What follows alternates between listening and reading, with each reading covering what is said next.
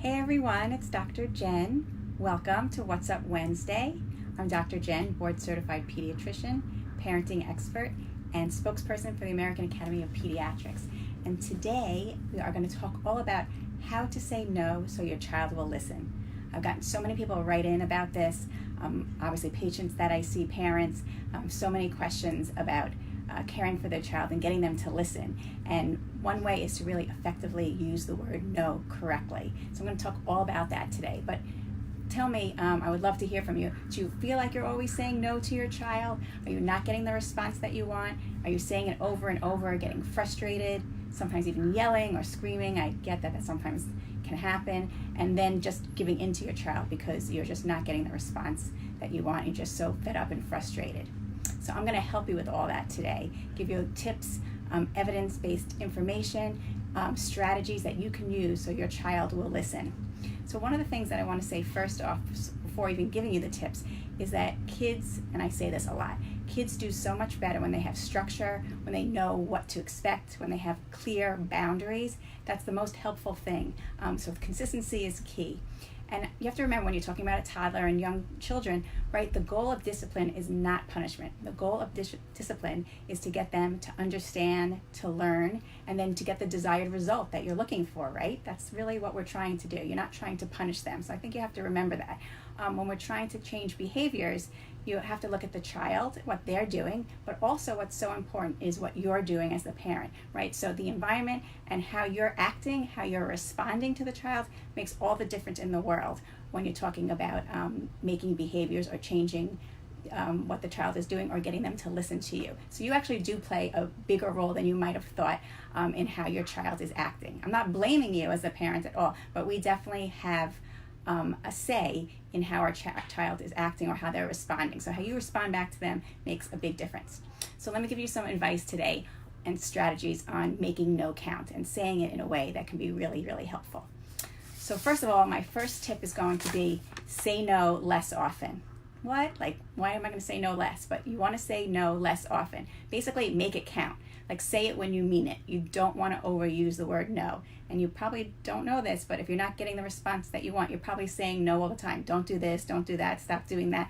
And that's what your kids hear. So first of all, say no and say it when you mean it. So what situations? Again, when we're talking about young kids, so when there's danger, right? You want to make sure that they understand that no means no. If they're going to run into the street, if they're doing something that they can really hurt themselves, if they're going to touch, a hot stove, you say no, and they're going to understand no means no because you only say it at important times. So that's number one. Again, you don't want to overuse it or you're going to dilute it. There are other things that you can say instead of no, and I'm going to talk about that now. So next tip is distractions. So you can use distraction as a way to get the desired result as opposed to saying no all the time. So sometimes it's giving them something else to do, or even kids like to have a little bit of control, right? We all like some control. So giving them a choice of two things can be very helpful too. So let me just give you like a scenario when the word no really isn't necessary. So for example, in my office, if I'm seeing a parent and a young child, often with the exam, they're getting nervous because they think maybe they're going to get shots or immunizations. So they're sort of already on edge. So they may want to be playing with all the equipment.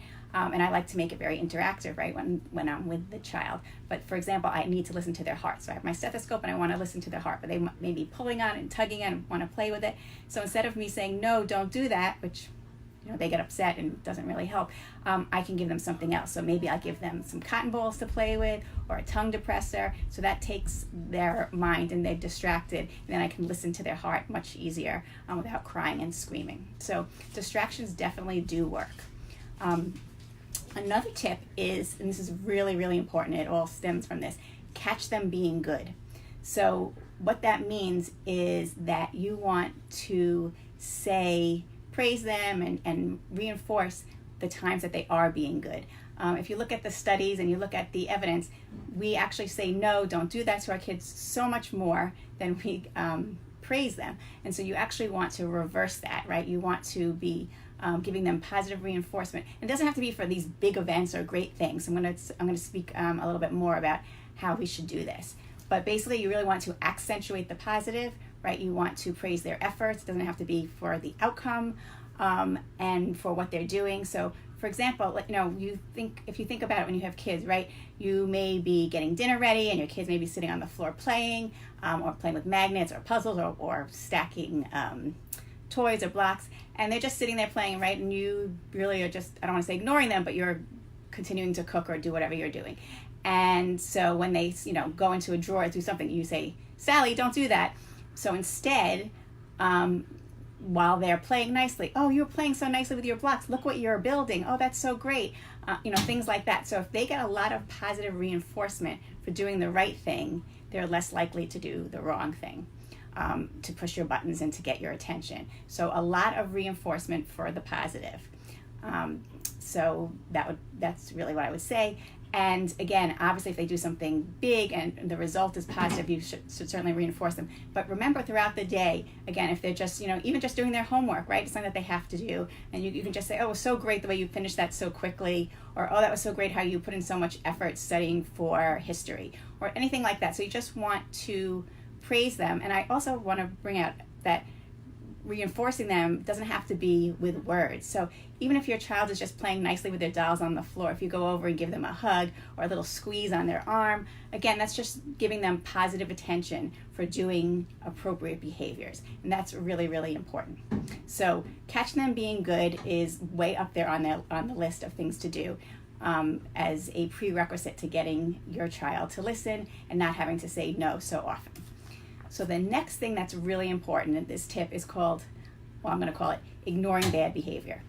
And people are like, what? Well, they're doing something else. What do you mean ignore the bad behavior? But you have to ignore the bad behavior. Now, my first tip before I talk about ignoring bad behaviors, you have to do my tip that I just said about accentuating the positive and letting them hear all these positives when they are doing the right thing. But if they're doing something that you don't really want them to be doing, that's a little bit of a nuisance or annoying, you kind of want to ignore it.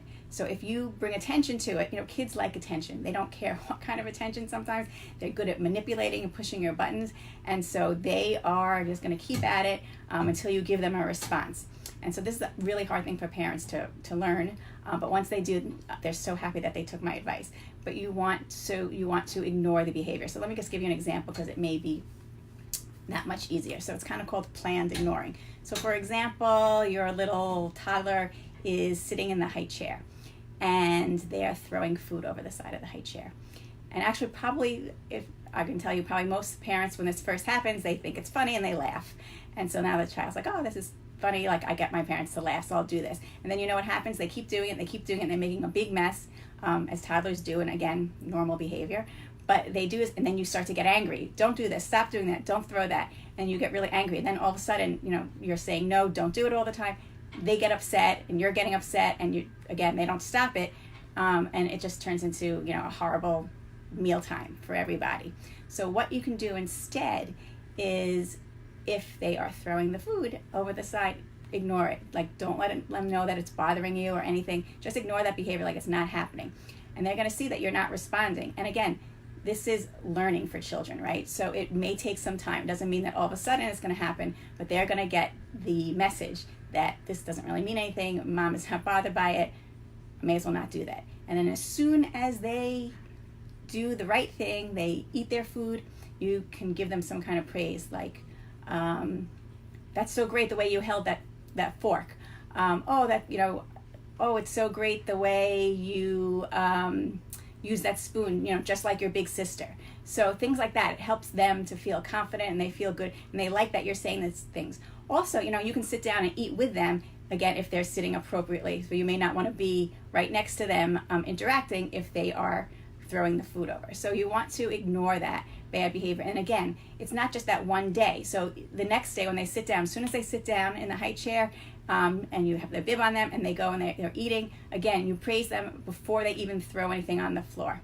And if you do this for a few days, they will actually learn and they will then interpret this and then be able to use it in other scenarios as well too. They are really good at learning cause and effect. So they're going to see that they're not getting your attention. So I hope that made sense.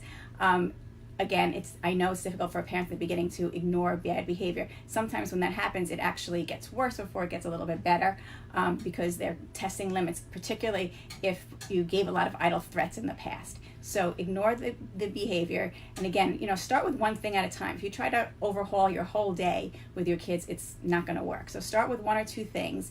Be consistent, and that will be really, really helpful. My next tip is...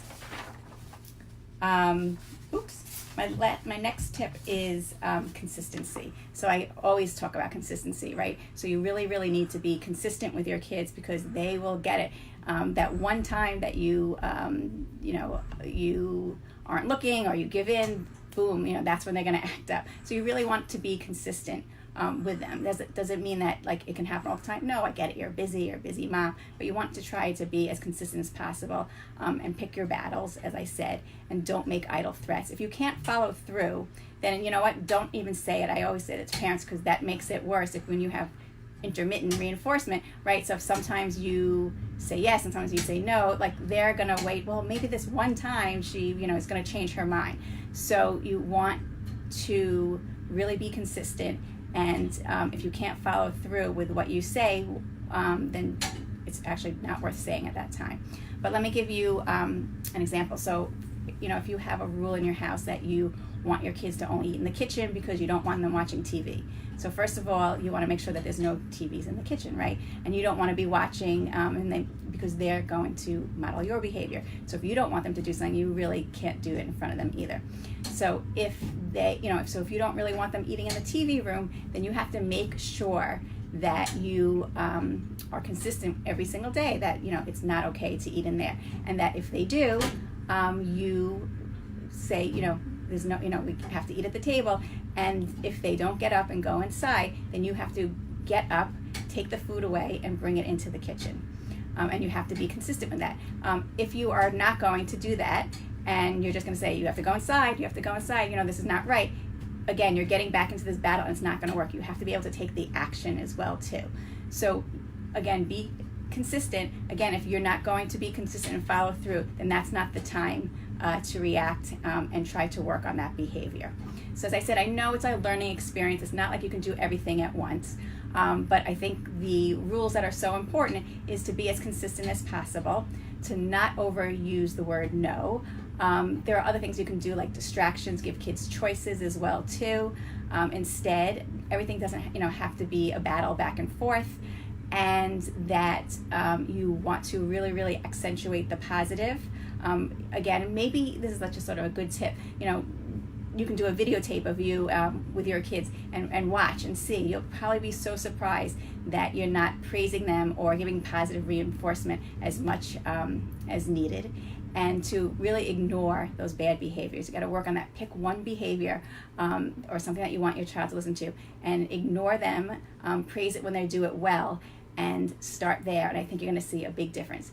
I get it, moms. I know how difficult it can be. I have 3 kids myself, one with special needs, and so I totally understand how our days are packed. We're busy, we're trying to get everything done, and we may think that in the short run, just giving in or getting angry or yelling at them, or even just repeating it over and over is really going to work. And I'm going to tell you that it doesn't.